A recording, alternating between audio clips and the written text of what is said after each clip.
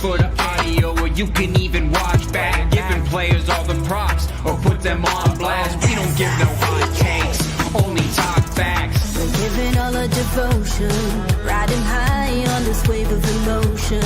Going all out, yeah, cause this is our time. No, ain't no stopping us till we reach the finish line. All in, we came here to win.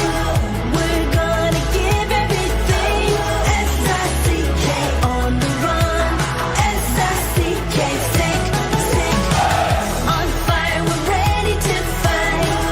We'll bring the house down tonight. S-I-C-K on the run.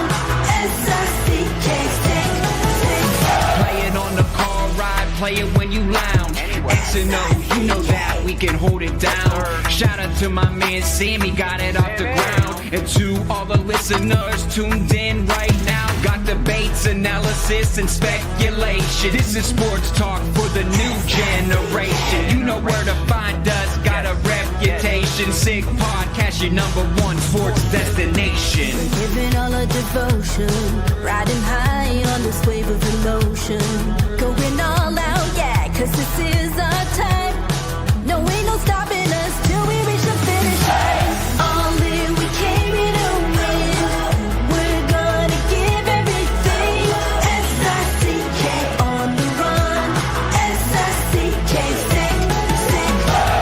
On fire, we're ready to fight. We'll bring the house down tonight. S-I-C-K on the run. S-I-C-K, sick, sick. S-I-C-K is the sickest podcast. Tune in for the audio, or you can even watch back. Giving players all the props, or put them on blast. We don't give no hot takes, only talk back. S-I-C-K, S-I-C-K, S-I-C-K, S-I-C-K, S-I-C-K, S-I-C-K, S-I-C-K. all in, we came here to win. We're gonna give everything. S-I-C-K on the run. S-I-C-K, sick, sick. S-I-C-K is the sickest podcast. Tune in for the audio, or you can even watch back. Giving players all the props, or put them on blast. We don't give no hot takes, only talk facts. We're giving all our devotion, riding high on this wave of emotion. Going all out, yeah, cause this is our time. No, ain't no stopping us till we reach the finish line. All in, we came here to win. We're gonna give everything. S-I-C-K on the run. S-I-C-K, sick, sick. On fire, we're ready to fight. We'll bring the house down tonight. S-I-C-K on the run. S-I-C-K, sick, sick. Play it on the car ride, play it when you lounge. X and O, you know that we can hold it down. Shout out to my man Sammy, got it off the ground. And to all the listeners tuned in right now, got debates, analysis, and speculation. This is sports talk for the new generation. You know where to find us, got a reputation. Sick podcast, your #1 sports destination. Giving all our devotion, riding high on this wave of emotion. Going all out, yeah, cause this is our time. No, ain't no stopping us till we reach the finish line. All in, we came here to win. We're gonna give everything. S-I-C-K on the run. S-I-C-K, sick, sick. On fire, we're ready to fight. We'll bring the house down tonight. S-I-C-K on the run. S-I-C-K, sick, sick. S-I-C-K is the sickest podcast. Tune in for the audio, or you can even watch back. Giving players all the props, or put them on blast. We don't give no hot takes, only talk back. S-I-C-K, S-I-C-K, S-I-C-K, S-I-C-K, S-I-C-K. S-I-C-K. Turn up your volume. Because you're about to listen to The Sick Podcast. With Tony Marinaro. 55 seconds left in the penalty, a minute and 27 seconds left in regulation time. Boston 4, Montreal 3. Lafleur coming out rather gingerly on the right side. He gives it into Lemaire, back to Lafleur. Oh! The sickest Montreal Canadiens podcast. You're in the ball! Sports entertainment like no other. Rejoint, on lui fait perdre la rondelle, une passe devant. Et c'est le dégagement et ce sera la victoire des Canadiens. Coupe Stanley pour les Canadiens. Le 23e de l'histoire. You found the dogs! John, you found the dogs! He found the dogs! And all together, they worked a young team to the top. And now, a 24th Stanley Cup banner will hang from the rafters of the famous Forum in Montreal. The Canadiens win the Stanley Cup! Brought to you by Energy Transportation Group. Driven to be different. La Vida Tibi. Embrace your true nature. And Playground, your premier gaming destination. It's gonna be sick. Marinaro, the Sick Podcast on this Wednesday, July 9. I'll start by wishing my wife a very happy birthday, because if I don't, I'm going to be in the doghouse, and I don't want to be in the doghouse. Happy wife, happy life. Also, on this day, back in 2006, Italy versus France World Cup final game, 1-1. Game goes to penalties, 5-3 in favor of Italy. Italy winning their fourth World Cup. Thank you to Marco Materazzi, who scored on a header. And thank you to Italy, who converted on all 5 opportunities they had on penalty kicks. All right, okay.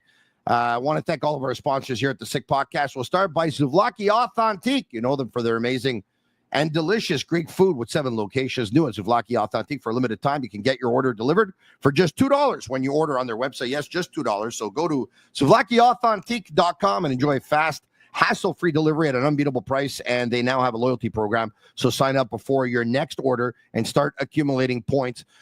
We have plenty to talk about on today's podcast. We'll do it with Pierre McGuire in just a minute from the Sick Podcast, the eye test.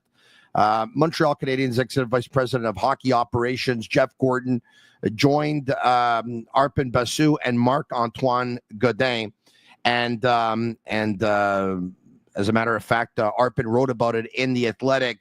So we're going to touch on a lot of things that Jeff Gordon had to say, and we're going to do that in just a couple of minutes. The Sick Podcast is also brought to you in part by Betway. Go all the way with Betway. Get a free bet up to $200 if your first bet loses. Scan the QR code on the screen or click on the link in the details section to create an account. Redeem your welcome offer. Offer is only available for new customers. Terms and conditions apply. Offers not available in Ontario. Must be 18 years of age and older. And please play responsibly. You see that fridge? Bittt Tibi. They launched their new Ultra Lager. Another one of our sponsors. Refreshing, thirst-quenching beer. Perfect for the summer with only 90 calories, 2 grams of carbs, 4% ABV per can. Available in a pack of 6 and 12 in grocery stores all around the province of Quebec. Ultra light and ultra refreshing. I want to thank all of our sponsors, and we have more that we'll get to between now and the end of the show. Because of them, you get all the content for free.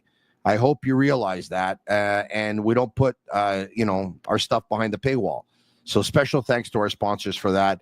They've been great since day one. Without further ado, Pierre McGuire from the Sick Podcast, the Eye Test. Pierre, how are you? Fantastic. I love being on your show, Tony. Thank you very much, and I love having you. All right, Jeff Gordon talked with Arpin Basu and Marc-Antoine Godin, like we talked about, from his home in Cape Cod, where he's trying to enjoy the summer, but yet still doing an interview or two. A lot was said about Zachary Bolduc. But, Pierre, I know that the day the deal went down, I had you on along with Jamie Rivers, along with Jason Demers, and Snake Boisvert, and we talked about it. I want to get back to Logan Mailloux, because since then, Jim Montgomery, the head coach of the St. Louis Blues, and Doug Armstrong both came out and said, Mailloux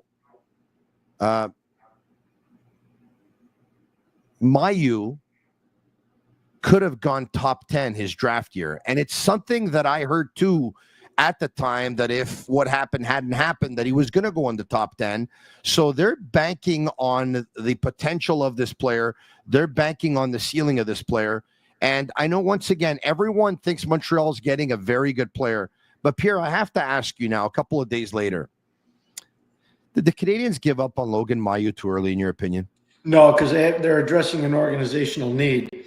And I'm going to give you time as I talk to go look up that draft, because that was my first year in Ottawa. I was hired 3 days before the draft.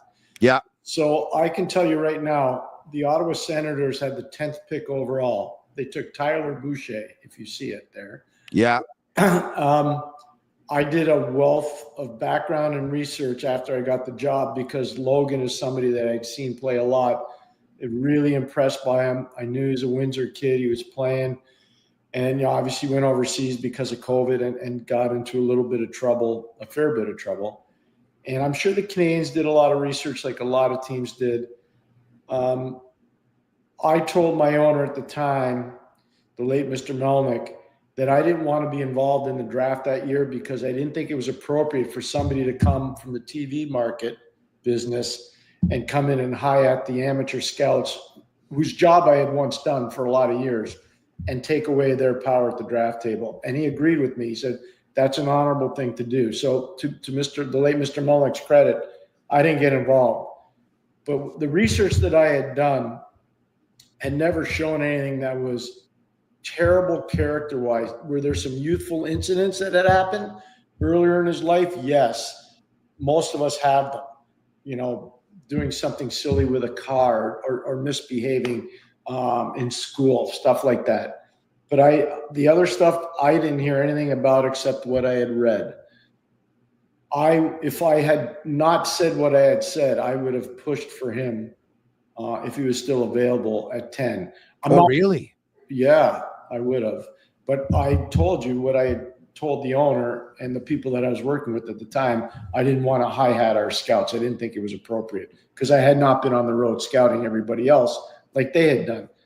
But I can tell you, our targeted player at 10 eventually got taken by somebody else earlier than 10. So I got it. And we took Boucher because our scouts were really comfortable knowing him from the U.S. National Team Development Program, and he was going to Boston University. Uh-huh. But I can tell you right now, had I been more involved in it and had the chance to have something to say, I would not have been afraid to take him at 10. I'm looking at the draft. I'm looking at the draft right now, and I'll bring up some names, but I will say the same thing that we heard this year probably happened that year of the draft in 2021, that after the top 10, there was a significant drop-off. I know it because, as you know, I watch a lot of games at all levels.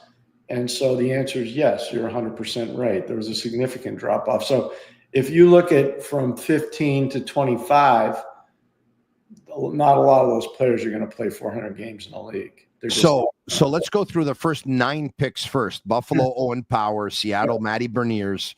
Anaheim, Mason McTavish. New Jersey, Luke Hughes. Columbus, Kent Johnson. Detroit, Simon Edvinsson. San Jose, William Eklund. Los Angeles, Brant Clark. Arizona, Dylan Gunther. Now, you get to 10, Ottawa, Tyler Boucher. After that, Columbus, I don't quite see the 11th pick in that draft. I don't know why. Anyway, Columbus, Cole Sillinger. Calgary, Matt Coronado. Buffalo, Isaac Rosen. Detroit, Sebastian Cossa. Rangers, Brennan Othman. St. Louis had Zachary Bolduc at 17. Really good pick, all things considering. Winnipeg, Chaz Lucius. He's done. He's retiring because of health issues. So he's not playing. Yeah. Nashville, Fedor Svechkov. Minnesota, Jesper Wallstedt. Boston, Fabian Lysell. Edmonton, Xavier Bourgault.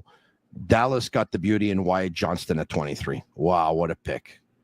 What a pick. Because a lot of teams fouled up. Yeah. Including, by the way, Wyatt Johnston and Fabian Lysell, they play different positions. Yes. But Boston fouled that one up big time. Oh, yeah. Because they're both undersized players. Yeah, I hear you. And then after that, it's Samoskevich, it's Kulemans, it's Lambos, it's Leder, it's Olwason, it's Stillman, it's Dean. Mailloux goes 31. Nolan Allen goes 32 to Chicago. Yeah, there was a real big drop-off after That's what I'm telling you. So if you go from 15 to 25, you touch on some of those names. Like Logan's going to have a better career than a lot of those guys. He is. Just telling me he is. But I don't blame Montreal for what they did, because Bolduc's going to be a really good player. He was taken at 17 in that draft. That was a good pickup by St. Louis. There was a really good pickup. Yeah. And But when teams trade away big, strong, 6'4", 200 and something pound defenseman who can shoot the puck through a wall, a quarterback, a power play, a lot of scouts out there will say those guys don't grow on trees, and this might come back to haunt them. When you look in your crystal ball, how good a career do you think Logan Mailloux can have, and do you think he can come back to haunt the Montreal Canadiens? Not haunt, because he's playing in the West right now. So Yeah. unless he gets traded, he's not going to, unless St. Louis plays Montreal in the Stanley Cup final. Yeah.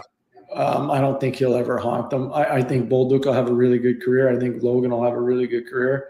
To say he's come back and haunt. See, I'm surprised. I know Doug Armstrong really well. I know, and I've known him for a long time, probably 35, 40 years. I knew his late father unbelievably well. I used to be on the road with his late father, who was a scout for the Montreal Canadiens, and Doug Robinson, who was a scout for the Montreal Canadiens. I used to travel with Jack Bowman, Neil Armstrong, and Doug Robinson a lot when I was a young guy in the league. That's going way back. So I'm just telling you, I know Doug really well. And I think he runs a really good operation, a phenomenal operation. And what I'm surprised at, certain things happen there. So now you still hear the Kyrou stuff. Yeah. I'm surprised his name is still out there. They didn't want to sign Alex Pietrangelo. They let him go to, he's a captain of a Stanley Cup winning team. They let him go to Vegas, which is, a Western Conference rival. Yeah. And they signed Torrey Krug instead. I don't understand that stuff. I didn't grow up that way. It's all different. So St. Louis does their business one way, which I don't fault them. But there's a huge organizational need in St. Louis for the right shot defense. And Pietrangelo leaves St. Louis and ends up winning a Stanley Cup in Vegas, of course. So this is what I'm saying. But they have a huge organizational need. Justin Falk's not getting any younger. Colton Parayko's not getting any younger. And Colton's still a good player, and Justin Falk's still a good player. But they got a big need on the right side. They got a big need. So I kind of get that too. But I think Logan's going to be really good there, Tony. I think Logan's going to be a very good player there. You see him starting right away on the third duel?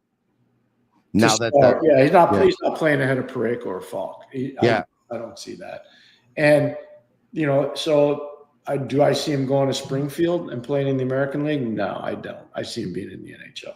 All right. Okay. Sick Podcast is also brought to you in part, of course, by Playground. And Playground, if you're looking for the ultimate entertainment destination, Playground's your ticket to nonstop thrills. Experience heart-pumping gaming action, a world-class poker experience. Playground is a 2025 winner of Fan Choice Best Poker Room at the Global Poker Awards. Indulge your taste buds at some of their incredible restaurants.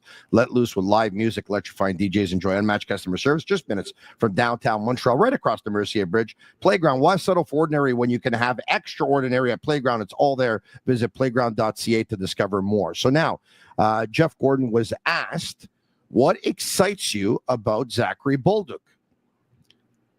What excites us the most about him is his emergence as a physical power forward. He's rounding out his game. He's still getting better. Pierre, if we talked about right-handed defensemen with a booming shot, with size, physicality, and athleticism being something that doesn't grow on trees and a lot of teams covet, a lot of teams covet power forwards who can score goals as well. Jeff Gordon says he's emerging into a power forward, developing into one. Do you see that? Yes, I do. Wow. Do you remember, it's almost a year ago today, give or take a few days, where I told you on this show, because I was raving about Lane Hudson and Cole Caulfield, I said the problem for Montreal long-term is there's not a lot of room for smaller guys. I remember talking to you about this. Mm-hmm. And so what Montreal's wisely doing, even though Mailloux's a big player, Bolduc's a big player, and he plays big.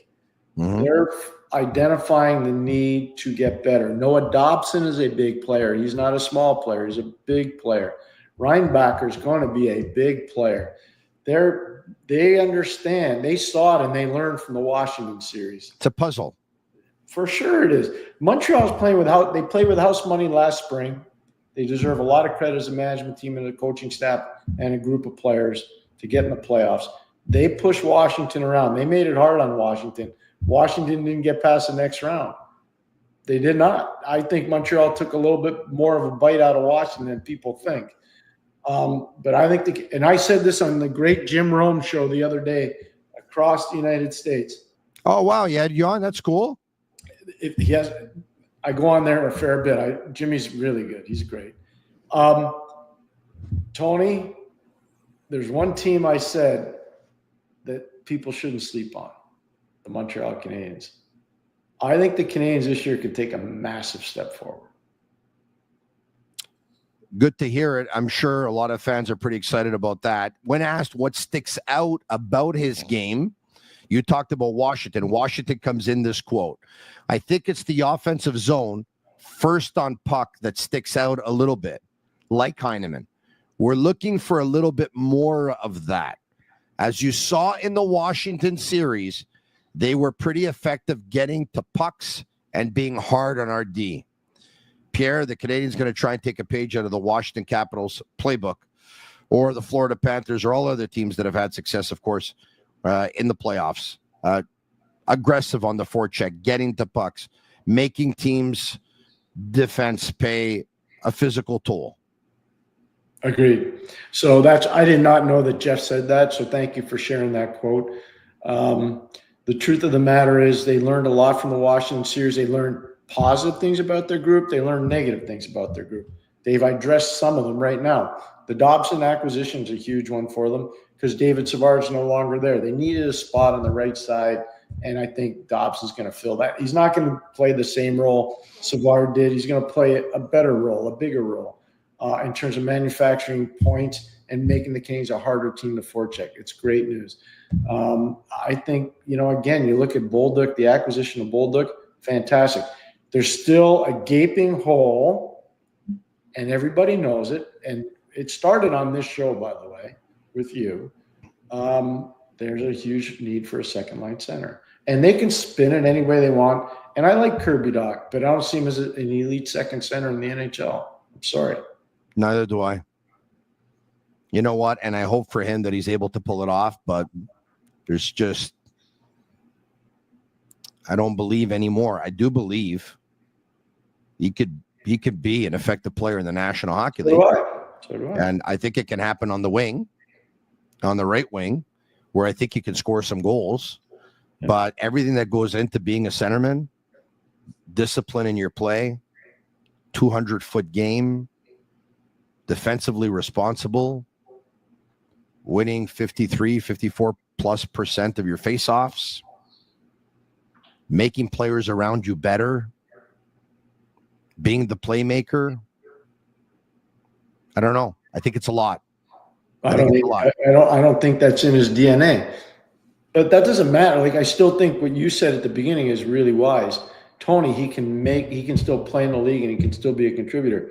I just don't think it's going to be as a second line center in the league. But you brought up Kyrou's name before, and his name keeps on coming up. And look, to tell you the truth, I mean, I wouldn't bet on the Canadiens acquiring Kyrou, because I would think that if a deal was going to take place between the Canadiens and the Blues that involved Logan Mailloux and Bolduc, it could have been part of a bigger deal. And if they tried to get it done and they didn't, I don't quite see how they'll get it done at a later point. I could be wrong. But what do you make of those saying, well, you see, the reason why the Canadiens are still actively pursuing Kyrou is because they know that if they can't get the second line centerman, it's going to be Doc. They're going to try and get a winger like Kyrou who will make the line better and take pressure off of Doc. But that's contrary to everything that we've heard, Pierre. The line is supposed to revolve around the center. The center is supposed to be the glue that makes the line stick. The center is supposed to be the guy that makes everyone around them better. So what do you make of this whole, well, they're looking at Kyrou because it'll take pressure off of the centerman if they can acquire him? I'm not buying that. That's spin control. I'm not buying that at all. And so here's what I'd ask fair-minded fans to think about. Let's just do the Florida Panthers template, 1 through 4 down the middle. We're going to start with Sasha Barkov. Then we're going to go to Sam Bennett. Then we're going to go to Anton Lundell. Then we're going to go to Tomas Nosek. Yeah. Canadiens, if you do that puzzle, right now they don't match up there. That's why the second center matters. They lost Christian Dvorak. That's why the third center matters. Look, Jake Evans is perfectly slotted where he is. He is perfectly slotted. When they tried to play him above where he's slotted, Tony, we see what happened after he signed his contract. He's not as effective. He's a very useful player, very important player, but he's not a second or third line center on a team that's going to win a Stanley Cup. He reminds me so much of a player we won a cup with in Pittsburgh, Randy Gillen, who was so important to our team. That's why Scotty would always come in the dressing room and say, never number your lines, because one night your fourth guy is going to be your one guy, and your one guy is going to be your four guy. Gillen always put pressure on everybody else like Jake Evans does, but he's slotted in 4. So if you look at the Canadiens roster right now, there's nobody in 2, and unless we know what Owen Beck's going to do, there's nobody at 3. So you got to figure it out. So I agree with you in terms of the importance of centers. There's no doubt about it. But I saw Toronto Maple Leafs team with Austin Matthews, John Tavares, and Ryan O'Reilly weren't able to get through the second round. No, going back a couple of years. Their defense was terrible. And they didn't have goaltending, right? This is what I'm getting. Like you need everything. You need all the pieces, right? Montreal's ahead of them on defense, and those teams that you're talking about, and Montreal's ahead of them in goaltending. I saw a team line up Connor McDavid, Leon Draisaitl, Ryan Nugent-Hopkins, and Adam Henrique, and they couldn't win either. I agree with you. What's the one problem they had? Goaltending. Goaltending, and they didn't have a defensive conscience. Yeah. They didn't get beat. They got blown out the last 2 games. They got blown out. They didn't get beat. They got blown out. There's a big difference. Oh, yeah. There's no doubt about it. But it was good enough to get to the final. Oh, it was. No question. Yeah. So I said this I'll never forget this, Tony, that you bring this up now. I was walking with our coaching staff and our management team in the 1991 Stanley Cup run to the arena in Bloomington, Minnesota, from the Marriott Hotel. And they were tailgating outside the arena, Tony. It was unbelievable. The smell of all the food, barbecuing, was insane. It was beautiful.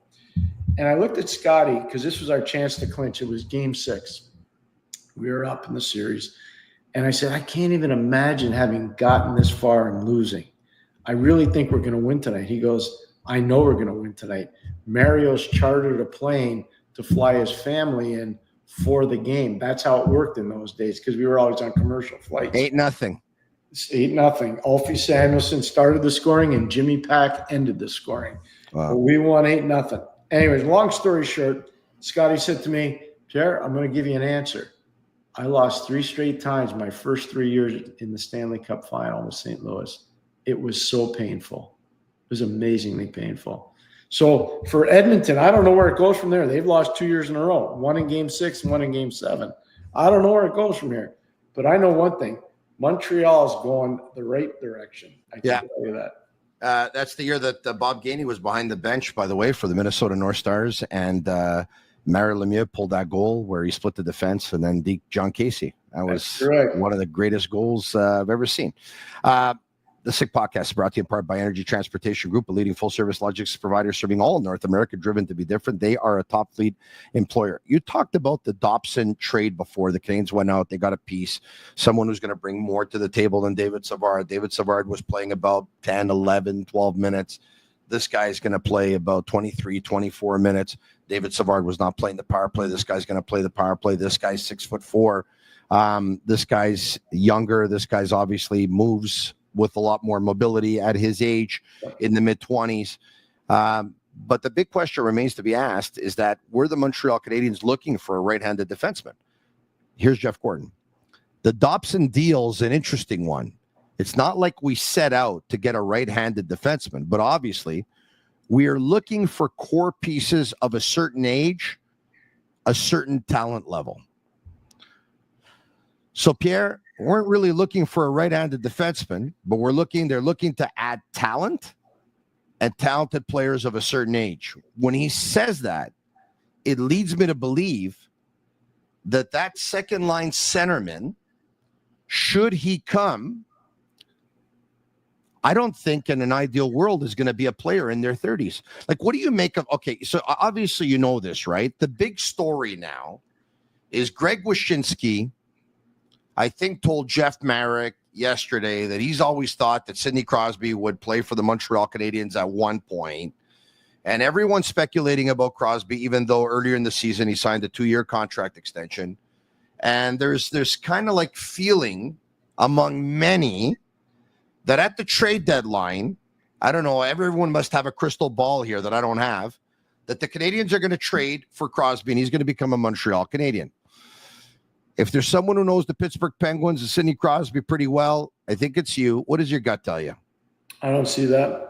But listen, everybody's got their own opinion. I'll never knock somebody for having a strong opinion because I believe in having strong opinions. You think he's going to retire a Penguin when he does retire? I haven't spoken to him about it, but I've spoken to people close enough around him. I think if there was the opportunity to move, it would have been last year at the trade deadline. That's what I keep hearing when, You know, I mean, I don't want to say too much because there's certain things I feel comfortable sharing. There are other things I'm not comfortable, but you know, he's got this unbelievable working relationship with Nathan McKinnon. We saw it at the Four Nations. Yeah. For those of us that knew Sidney when he was younger and Nathan when he was younger, you know, they have this amazing bond. They do. But would I see him going to Montreal before going to Colorado? I would not. I personally would not. Yeah. That doesn't mean those other guys are wrong. Yeah. I would not see it that way. And look, for the Canadiens, even though in an ideal world, Jeff Gordon, Kent Hughes want to have players of a certain age, so they want to have them in their prime, and Sid wouldn't be at his prime, but you wouldn't know it because at age 38, he was like the 6th leading point getter among centermen in the National Hockey League. It was incredible to get picked up 90 points or whatever it was. But when they say they're looking for players of a certain age, never mind Crosby for a second, you would think it's not going to be centermen that are in their mid-30s.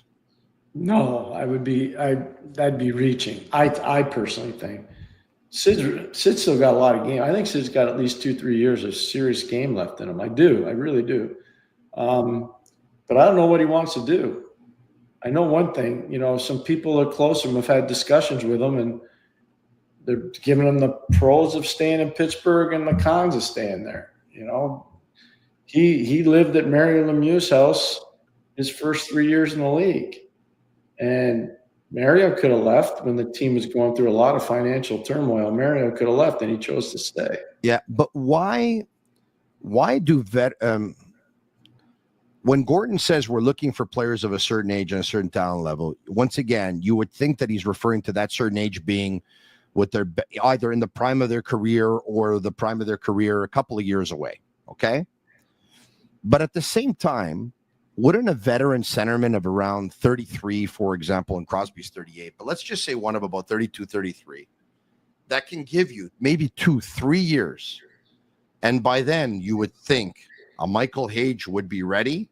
But then again, it's a stretch. Who knows if Michael Hage is going to become a second line centerman in the National Hockey League? But that can work too, Pierre. Even though they're saying, you know, even though they want a player in his prime, if you get a player in his 30s, you can give you 2-3 years, and you're giving Michael Hage 2-3 years to fill out and get ready and come into his own, could work too. 100%. I agree with that. We would never have won the cups that we won in Pittsburgh if we didn't have Brian Trottier. And I can tell you right now, most people thought when we got Brian that his career was over. Brian was a critically important player on the ice for us and a critically important player off the ice for us. He set the tone for what it took to work, what it took to focus, and what it took to win. And the influence he had on Mark Recchi, Kevin Stevens, Mario, Ronnie Francis, Ulfie Samuelson, all these guys that had never won, none of them had ever won, they learned how to win from Brian. Well, he won 4 years in a row in 80, 81, 82, 83, playing for a very well-coached Al Arbor team, and try winning a faceoff versus Brian Trottier in the playoffs. Good luck. Huh? All right, okay. On Zachary Bolduc. We have something here. There's one that we didn't bring up. Shane and Master Control, if you can. He's really good at being F1, getting on pucks and getting to and finishing his checks and owning pucks down low. That and the obvious one is he's getting chances from the home plate area, the scoring chance area, the A chances at a higher rate than a lot of people on our team. So for those who are being introduced to Hockey 101, try to explain basically what Gordon is saying that Bolduc brings to the table.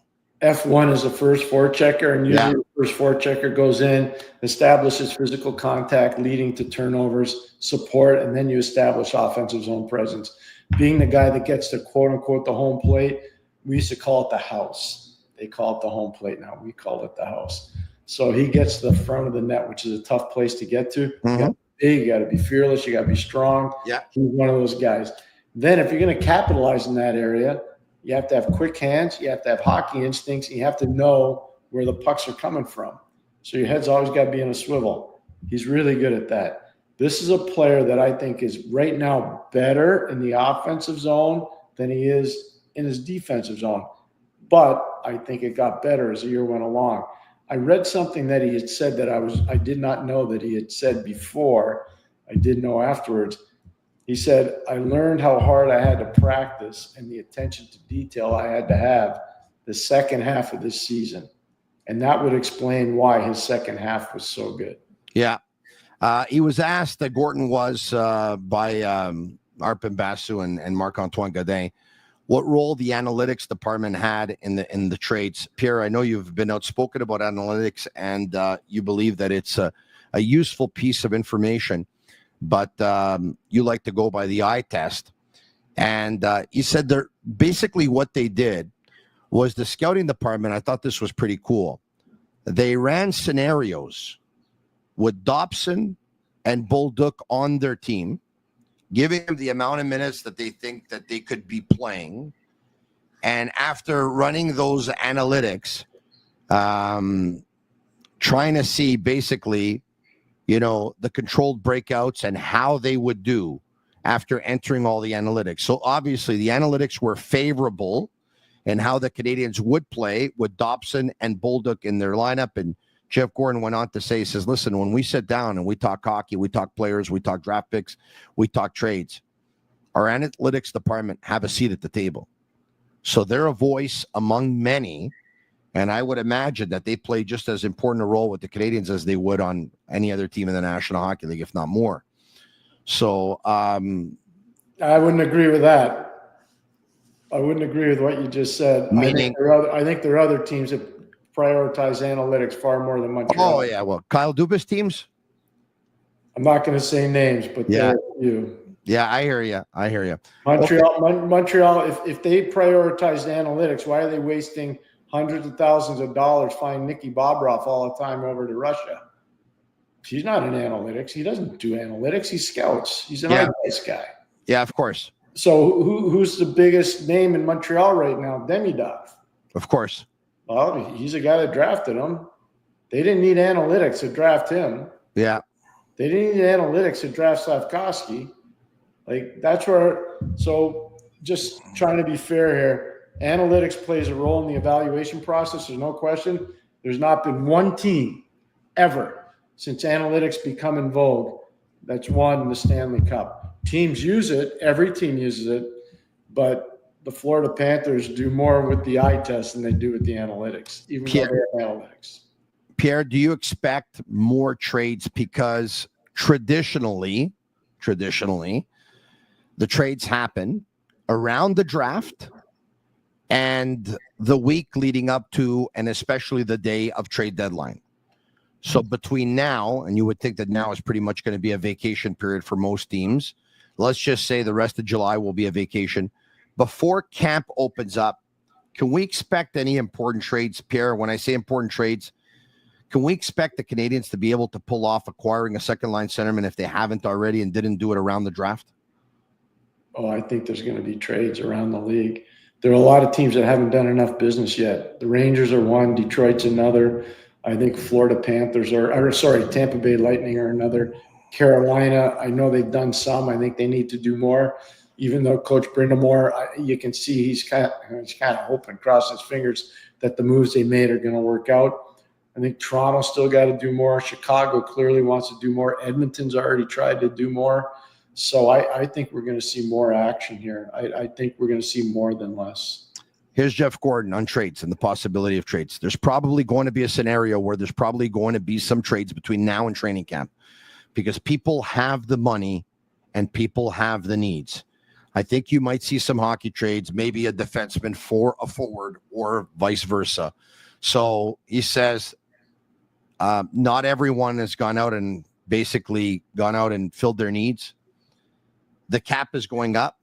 People have the money. They have the space. Some have the defense. Some have the forwards. Don't be surprised if you see a couple of trades. And I guess that's what he's talking about. Do the Canadiens don't have enough defense, Pierre? Yeah. And enough defense prospects to go out and get that second line centerman? I think they do. Okay, it depends on who they want to trade. So I'll ask you this. Yeah. So I said, did they give up on Mailloux? And you said not necessarily because they addressed the need. Yep. They have a glaring need now. It's a second line centerman. Yep. They're not going to win the Stanley Cup without a second line centerman. Nope. What if a team says we start with including Reinbacher in a trade? Drafted 5th overall. When they drafted him, they saw him as a top 2 pairing defenseman, hopefully a top pairing defenseman playing about 25 minutes a game. Another big right-handed defenseman who had played really well in his final year in Switzerland. Do you have that player as an untouchable? I'd have him as a core player that I want with my organization. So untouchable is a hard word. He's a core player for you. So I'll just tell you this, Tony. Yeah. The reason why I'm hesitating, I saw 2 future Hall of Famers, Paul Coffey and Mark Recchi, traded from our team for Rick Tocchet, Shel Samuelson, and Ken Reagan.